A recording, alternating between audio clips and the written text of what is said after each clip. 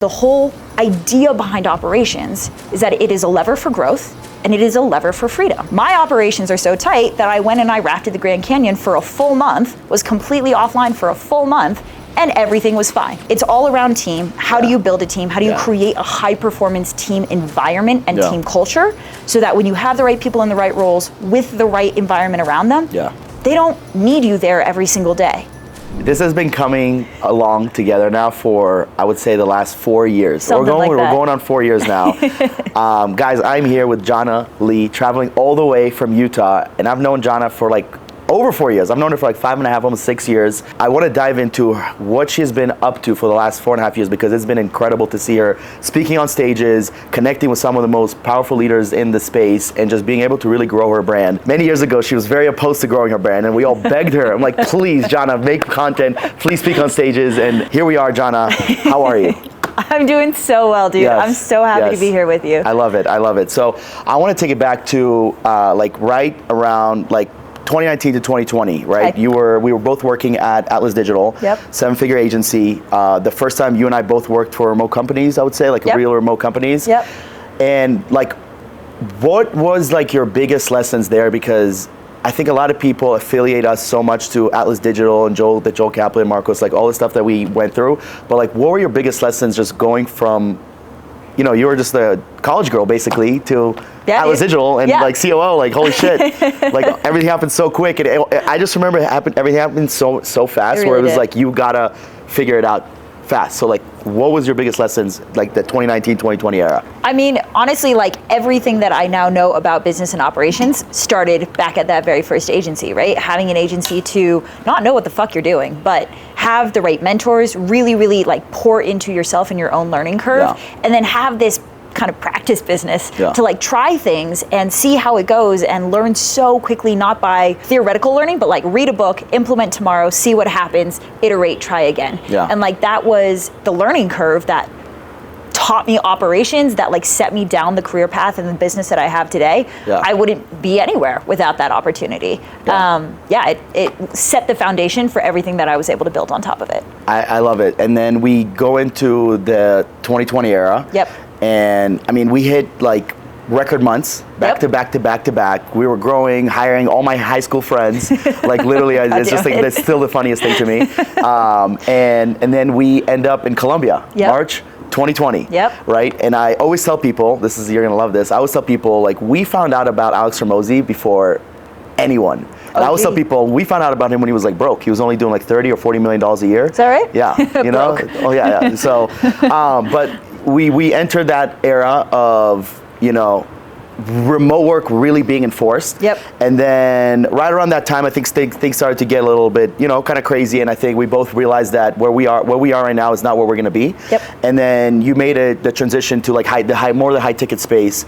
In your opinion, what was the hardest transition of going from like the agency game to like a high ticket program? And I mean, it was a completely different offer. What was that transition like for people that are watching this and they're like, yeah, I want to get into high ticket, you know, I'm selling like agencies, I want to go into coaching, yada yada. That's interesting. Yeah, so I became the COO for Agency Lab with Joel Kaplan.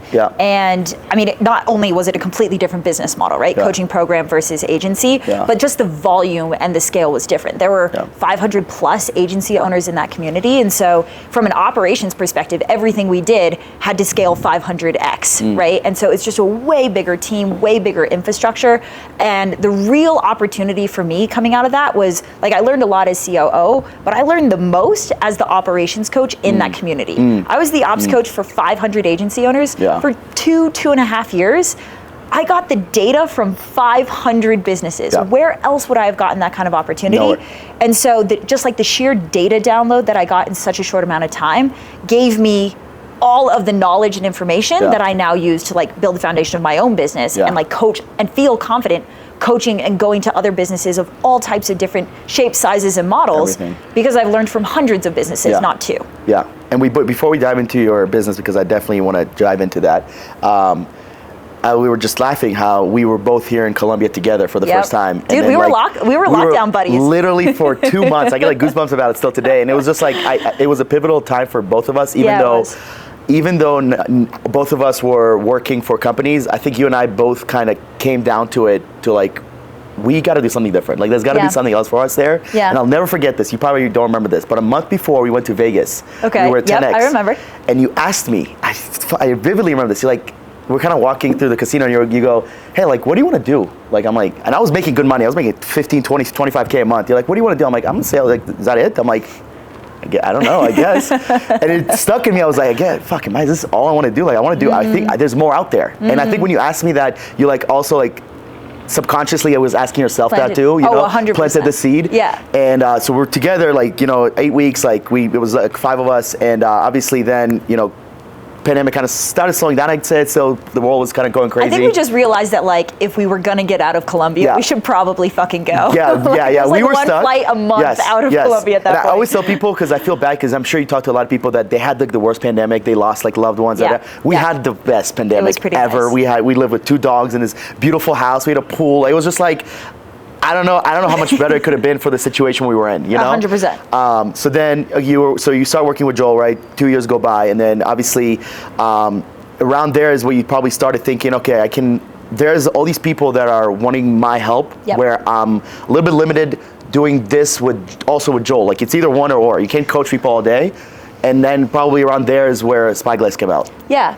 I think I had when it was time for me to kind of part ways and do the next thing, I had the choice between get another COO role, serve one CEO, serve one vision, serve one kind of way of impacting the world, or take what I've learned and build it into a vehicle that has the potential to serve at first tens of businesses, and then it was hundreds of businesses, and one day it'll be thousands of businesses, right? Like for me, it came down to scale and impact. If I was a COO for one person, then I would only ever serve one person. It took a big identity shift for me to step out of the COO role and become my own CEO, but I did it because it allowed me to unlock the amount of value that I could bring to a much wider audience. 100%. It's like one of the things I'm so grateful for Joel Marcos, and really when Joel started the coaching is because he gave us the audience to go, so, you know, 100%. Like, I don't think, and if you and I started our business in the 2021, 2022, it would have been so fucking hard. Like, it would have taken like ages to get where we are today. So like putting us in front of like hundreds of people on a regular basis, building our brand, our organic network, 100%. So you started like finding out more about people's operations, and I know, like, obviously a lot of the clients you work with, you even coached my business partner Esteban, you know, for a little bit. So he always gives you a lot of props. What was the first thing when you first moved the transition to Spyglass? What was the first thing that you thought to yourself, all right, I have something here. Like, I have all these clients. What was the one thing you're like, I need to go all in on this? And it's not just like the operations, but what was that? I'm so curious about this. Yeah, it was the transition from when I started, I was just doing like direct fractional ops work. I grabbed a handful of clients, people who already wanted to work with me more, and I picked up my first couple of clients really easily. About 6 months in, I was working with maybe like 5-6 clients, and I looked at my schedule and I was completely maxed out. Like 40 hours of calls every week just to serve 5 clients, 6 clients. And I was like, all right, I hit a limit, right? Like the limit was my time and what I could do as an individual and direct consultant. And so it was right around there that I made the decision to build a coaching program and bring in my first hire. And that was really like the transition moment between having just like a consultant, like I'm a consultant, I'm a freelancer, towards I have a business and I'm a CEO. We built the coaching program, the very first iteration of like Ops Academy, which is still our, one of our core offers. And I think my first cohort had like, I don't know, 4 people in it, 5 people in it. I was selling it for like $3K or something ridiculous. And it's just like grown and scaled from there. But really it was the shift towards from freelance to coaching program and like coaching model that uncapped, again, it came down to impact and scale. Like I can only work with 6 clients or I can build a coaching program and I could work with hundreds of clients. And that's a huge like shift that you had to make. 100%. And I had that same type of thought too when I first kind of started my thing, and I felt capped. And it's funny because I'm kind of going through that now where I'm like, okay, did you ever feel the fear of scaling and not being able to deliver? I mean, fear of being able to deliver, no. Like I think I have always put my product and my clients first, maybe too much, like at the expense of sales and marketing sometimes. But fear of being able to provide for my team, yes. Okay. Like when I made the decision to scale, I took on, I internalized a lot of the responsibility around running a team, and that is what keeps me up at night. What was the shift you made in your mind where you're like, I gotta grow a brand? Like I gotta actually like start posting. I gotta like, because you were low key when you first started too. Dude, totally. Like you were super low key. Yeah. And Joel and I were begging, because Joel was begging me to do this when I was with Atlas. He was like, bro, you gotta make content about chiropractors. Yep. Like, I don't give a fuck about chiropractors. What was the like shift? Because it was not that recent, but it was definitely not like 2-3 years ago. No, for sure. I mean, I think I got really consistent about it, honestly, like start of 2023, so a little over a year. Okay. And what it came down to for me, because I went back and forth on this for so long. Like the reality is, dude, is like, I don't love being on social media. I like being in the mountains, yes, right? Yes. My whole life is built around being disconnected from technology. So why am I gonna bring my phone and my camera into that situation? Yes. What changed it for me is that honestly, like, I genuinely felt like I had something to say that other people weren't talking about. Operations is not sexy. Yeah. Operations is the freaking black sheep of the business family. Yes. It's not well understood. Yes. Like I talk to multi-7-figure business owners who still can't really tell me what operations is or why it's important, right? So in that space, if I'm gonna make a stand for ops, if I'm gonna serve these people, there's an education component 100%. to that has to happen. 100%. And there's a lot of misinformation or just no information. Yeah. Like there's no thought leaders for ops out there. And so it really happened out of like a feeling of like, I'm not just gonna be another like piece of noise in a sea of noise. Yeah. Like I have a unique opinion, I have a lot of data to back it up. Yeah. No one else is talking about this and someone's gotta do it. I love that. And by the way, for those of you watching, listening, the reason we just dove into like 2020, 2021 is because Jhana has done a ton of podcasts. So if you want to get to know her story, there you go. You can like go watch that. And I want to make this a little bit different because we have a unique relationship because we've known each other for so many years. So you started getting into brand and then you now focus on helping majority are agency owners, consultants, coaches with their operations. Yeah, it's digital startups. So e-com, SaaS, agency, coach, consultant, info product. If you're running a digital tech stack and generally a remote team, those are our ideal clients and we can help you out. Interesting. And then you guys are basically coaching the people, or you guys are also placing like operational people? We do both. Nice. So the way we work with our clients is we essentially come in, we do a company-wide audit, and we say like, okay, Omer, like where do you want to be 12 months from now? Where do you want your business to be? Like $200K a month, let's say. Great. So let's say you want to get to $200K a month. Let's say that's double your business. I don't know. Yeah. Beautiful. So you want to 2x your business in the next 12 months. My team goes in and we'll build out a 12-month roadmap, the step-by-step game plan to scale the operations that will be capable of scaling your business to $200K a month. Cool. So we lay it all out in a game plan. We identify whether you have the right operator in your team to like plug in, and we can coach that person and train that person and work through that person to get the job done. Or if you don't, we'll recruit that person and then we'll coach them. We'll work with them on a weekly basis to make all of those changes in your business so that you get all the ops transformation, but you don't actually have to do your own operations because you're a sales guy CEO, like not your job. 100%. It's actually the most stressful part of my business. I believe it. The operationals back end. I mean, you've dealt with so many people, probably similar to me, where we started our business because of our sales. We started our business because we're good at sales, so making money is very easy. But I'm sure you already know this about me, is like I don't only care about sales, I care about people's results and getting testimonials, and like that brings me way more happiness than when you first start Atlas. When I was, it's like, oh my God, sales, and then like, okay, and then I start selling like, hundreds of thousands of dollars a month, and I'm like, I want people to get results. I think that's super important. So let's talk a little bit about your hiring history, because this is very interesting, because the first person you hired was someone you knew, right? The first person I ever hired? It wasn't the girl from Colorado that Oh, the first person in my business. Yep, yes. 100%. So tell us this little story about this, because it's an uncommon hire, because usually people hire VA when they're first hiring. So how did that happen? Tell us a little bit about that story. So the first person I hired, she's an old friend, and she was a pretty high level person already to start. Like she had a great background in organization and project management and these sorts of things.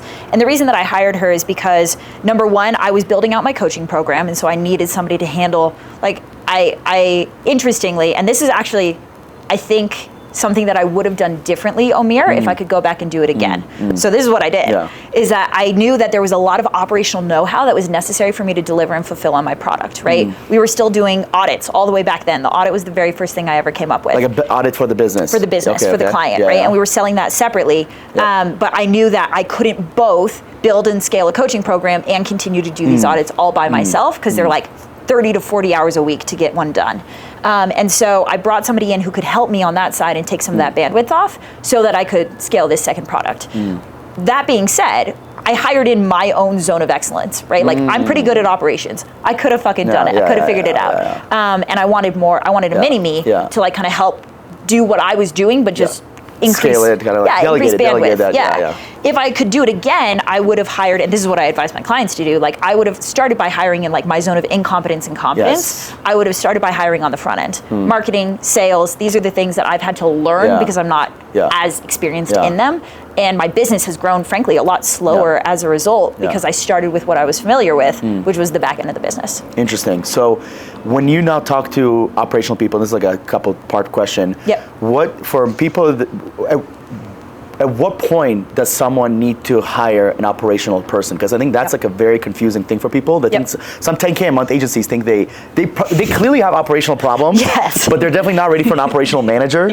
So like at what point does someone come to you where it like makes sense for them to partner with a company like yours? And your audience is mostly agency owners? Agency owners, investors, like people that run remote companies.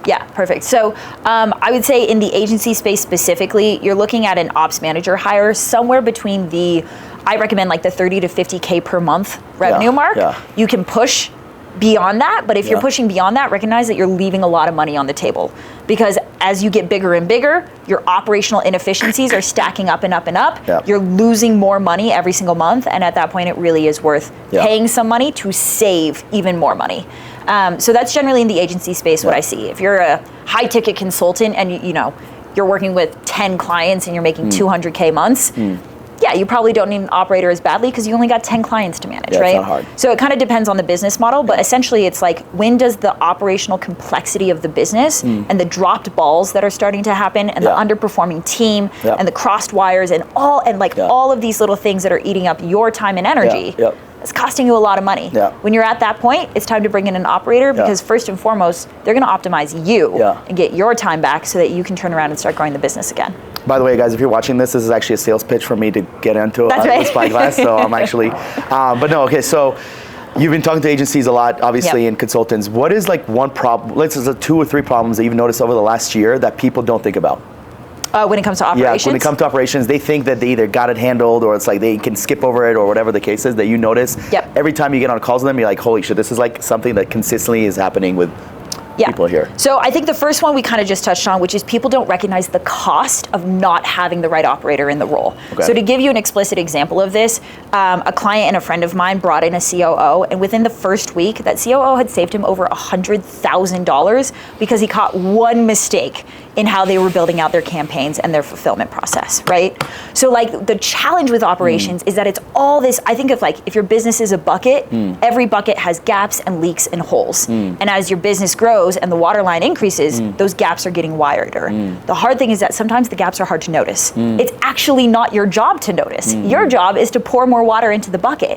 But the gaps are there, they're widening, they're costing you more, and you almost don't even realize it. And so that's why most people wait way too long to bring in an operator. They don't really know what to do with that operator once they bring them in, because your operator can look at a business and be like, gap, hole, leak, neon frickin' sign about how you're losing all of this money. But a CEO who doesn't know how to manage that person or give them the autonomy to do that is like treating them like an executive assistant, treating them like a project manager, right? The gaps are still there. They're still costing you a bunch of money. And you don't have the right team or the right person in the role to like point that out to you and start keeping that money. Like, it's money that you've already generated, right? It's money that's already in your ecosystem. It's just leaking out of the bucket. Their job is to close the gaps, and all of that just becomes profit. Like, it's money that stays in your pocket. I love that. So with that this is the trickiest part, because I bet a lot of people are doing this. They're promoting people within to be operational managers. And I feel like, I might be wrong, but I feel like most of the time it's a mistake. Sure. So more specifically than that, I would say about 40% of the time it's a mistake, because we work with these clients, right? Like what we do in our audit is we'll interview your operator. We'll give them a little like boop, boop, DNA scan about whether they have the operational chops or not. And if they do, then we're going to recommend that you put them in a training program, because it's going to be way cheaper than trying to bring somebody in, batteries included, outside, right? So I think it's an awesome option if you have the right person for the role. But like a detail-oriented account manager is not necessarily an amazing ops manager. A really high-level executive assistant. 100%. A like super data nerdy systems dude No. There's a lot of people associated with the role, right? So to be a really competent ops manager is kind of its own thing. We get a lot of account managers that become amazing ops managers, but those two are not the same skill set. They just happen to correlate sometimes. Yeah, and I think because the reason I said that is because I'm in that mode right now where I'm like, are you thinking about it? I'm definitely at a point where we're like looking. It's just more of the, do I have someone in place? I've made mistakes putting people in the wrong seats when they were in the right seat. And then I wanted to give them a bigger opportunity, help them make more money, more this, more that. And then it didn't happen, you know what I mean? So here's the biggest mistake that I see people make is that they will promote their top performer. I see this all the time in sales, right? I'm gonna take my best salesperson, I'm gonna make them my head of sales. Sales manager. What does a sales manager do? They're not closing deals. No, they're reviewing calls. They're doing training. They're having leadership team huddles. They're doing all kinds of stuff. That's not sales. That has nothing to do with sales, right? And so they're miserable because they can't get on a call and do the thing that they love and the thing that they do best. The company is suffering because they're not doing a good job, right? So if you're going to promote somebody into any kind of management role, they have to be a better manager than they were a performer in that role. Otherwise, don't pull them out of their zone of genius. Keep them in their role and give them an opportunity to grow there. I love that. I have a really fucking good question. By the way, I hope you're enjoying this because I'm loving this. All right, so how do you tell your companies that are hiring a probation, whether it's from you, whether they're find someone on LinkedIn, Indeed, and then this person comes into the company and now they have to manage people to a certain degree that have been there for 2, 3, 4 years, that have connection with the CEO, they have built relationships, and now this new person comes in and now basically is their manager. That to me is like the hardest part about it's not like obviously finding the person, training, but them coming and being an exact cultural fit, treating everybody the same, and keep in mind we're all remote team members. So I have a team in the Philippines, I have a team in Colombia, I have a team in Portugal, you know what I mean? So it's like, how do you like mend them to make sure that things don't break from the start? 100%. So a couple of points. Number one, like, make sure that you're putting the right person in the right role. You mentioned culture fit. The right hiring funnel should guarantee that you're bringing somebody in who's a culture fit. That should never be an issue. And if it is, you hired the wrong person. For sure. Then there's the skill fit, right? And again, an ops manager has to be good at two things: operations and management. Is right there in the title, right? So you could bring in somebody who has all the knowledge around systems and process, but if they can't manage people, including getting buy-in from people, earning the respect of people, knowing how to lead people, knowing how to change the behaviors and habits of people, you're not going to be a very effective operator, right? And so the right ops manager is coming in with those skill sets, or you're taking that person and you're training them up to develop those skill sets. Because with either of those missing, they're not going to be set up for success in the role. And it doesn't matter if you have an in-person team or remote team, like, do you understand people and do you understand how to manage them? Is that something that can be taught? Yes, 100%. Like, I was not a very good manager. Maybe you remember, I wasn't a very good manager of people. With salespeople, only with salespeople. Everybody else she was getting along with, but the salespeople was just like the worst. I learned a lot from that, by the way. But yeah, like I wasn't naturally gifted, I would say, at leading and managing. I studied it really fucking hard. It took 3 years, and now we've shrunk that down into maybe 3 months worth of training inside my curriculum. So yes, it can be learned. So when you're looking at an operational manager, right? Let's say they come in, what do you look for? If you were hiring an operational manager today, what is it that you're looking for, like just the top like bullet points? 100%. So every amazing operator that I know has the exact same lens and way of looking at, yes, business, but really just the world. They are intrinsically like systems-oriented, efficiency-oriented people. When I look at a business, even when I didn't know what the fuck I was doing, like, before I even knew what operations was, I was having conversations with Joel and Marcos about the agency, and it was so obvious to me where the gaps were. Like, it was just intuitive. I didn't know what I was doing, but it just felt so obvious.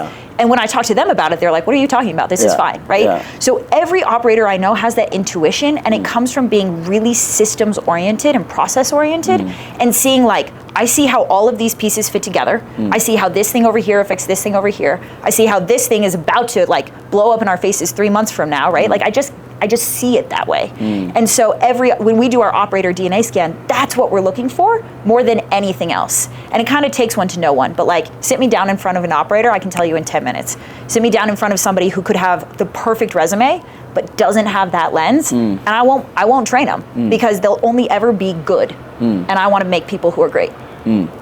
Do you think it's, thank you, great answer, by the way. Do you think it's possible to have someone start at a lower position and then move them up as an operational manager? Like if you were bringing someone into a new company, I always like, this is something that I have not done yet, and Esteban just did it for, I want to say it's the first time he's ever hired a manager for his company. Okay. He's had like leaders. He's built a multi-seven-figure agency. But he just finally hired a sales manager, right, for the first time. Manager, this guy, 1 week, got on calls, understood the process, now he's managing, like you said, not closing. Is it better to start somewhere at a lower level and kind of like have them move up? Or is it like from day one? Because I feel like if you bring in an operational manager, I'm thinking like day one, you're just taking here's everything wrong with my company, fix it. Again, it's about like, I think about money and time as balance, like either sides of a balance on a scale, right? The more you have of one, the less you need of the other. So if you've got a lot of money, don't spend time training somebody up, leveling them up, like slowly working with them over 3, 6, 9 months to become competent and able in the role. Hire in, like Hermosi calls it, the batteries included person, right? Like hire in that person who can just come in, tell you everything that's wrong, and take it all off your plate and get going. If you have more time than money, aka you just don't have a lot of money, so you have to devote time to it, right? Then hire in or internally promote that more entry-level position, get them training, get them coaching, or do that I actually don't do that yourself, but level them up, right? Like hire in an expert, bring in an expert who can work with them to level them up in the role. And we've taken people from 0 ops experience, literally no direct experience or training, to like COOs, right? Like you can go 0 to 60 with them. Does it take time? Yeah, it takes 9 to 12 months. But you will be saving so much money every step of the way because you're not paying a COO salary, but you're getting COO level caliber. All right, I love it. I just recently saw that you were you spoke at Agency Founder event. I wasn't there, unfortunately, so I would love to know what were the top 3 things that you talked about that you shared with the room, because I very much love and respect Eddie and Ashton and many people in the room. So what were the top 3 things that you talked about in there? And by the way, guys, I think we're going to be posting that on my new YouTube channel. Let's go, YouTube channel, subscribe. Let's go. So go follow me on YouTube. You can get the whole talk there. The core concept of my talk was, how do you create freedom within your agency? There were some heavy hitting agencies in that room doing serious numbers. But I opened the talk by asking how many people could step away from their business for a full day and feel okay about that, like not check Slack, not check email. Maybe 80% of the room raised their hand. Then I said, how many people could step away for a week? 20 to 30% of the room still had their hand up. How many people could step away for a month? It was 3 people. In a room of 250 people. And high-level people, too. High-level people, right? And so these are creative, hardworking, intelligent people that can solve any fucking problem. But only 3 of them have figured out how to actually achieve freedom, which I also pulled the room. 90% of them would say was like a key motivator behind them starting their agency in the first place. But only 3 of them have gotten there, right? So that was how I opened, because the whole idea behind operations is that it is a lever for growth, and it is a lever for freedom. My operations are so tight that I went and I rafted the Grand Canyon for a full month, was completely offline for a full month, and everything was fine. Everything was fine. So much anxiety just not only fine, dude. My team built and launched a new sales and marketing system while I was out. Insane. That's right? insane. Because so it's all around team. How do you build a team? How do you create a high performance team environment and team culture, so that when you have the right people in the right roles with the right environment around them, they don't need you there every single day. They are their own problem solvers, their own critical thinkers. They're not coming to you all the time. Like, my team doesn't come to me for shit. They just solve things and then tell me what they did, right?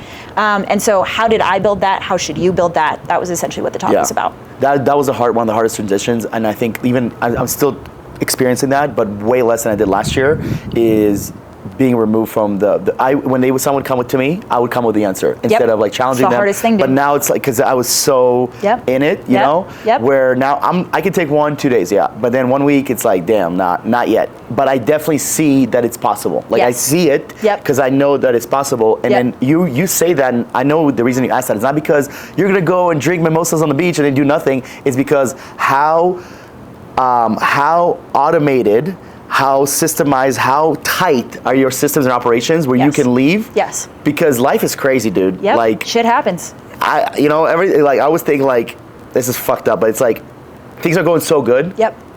Like in my personal life, at least, right? Where I'm like, anything and any snap just can, and then I have to step away, and then what? Like, because I always think about that. I'm like, fuck, like I gotta like tighten my shit. But I'm sure that so many other businesses are like that. I'm sure most businesses are like that too. Well, and here's the thing, right? Because some people might be listening right now and be like, yeah, but I don't want to step away for a month, so I don't need that. Yeah. The same shit that allows you to step away for a month is the same stuff that allows you to scale better, scale faster, scale with less friction, scale with a better team, not hate your life because your team is underperforming and driving you crazy every single day. So even if you didn't choose, right? Like, you don't have to choose what I chose and go fuck off for a month. Yeah. Whatever you choose, you have the flexibility and option to do so. And even if you choose to stay, if you're pouring into your business day after day, you're doing the highest value things that you should actually be doing because you're the CEO, founder of the company.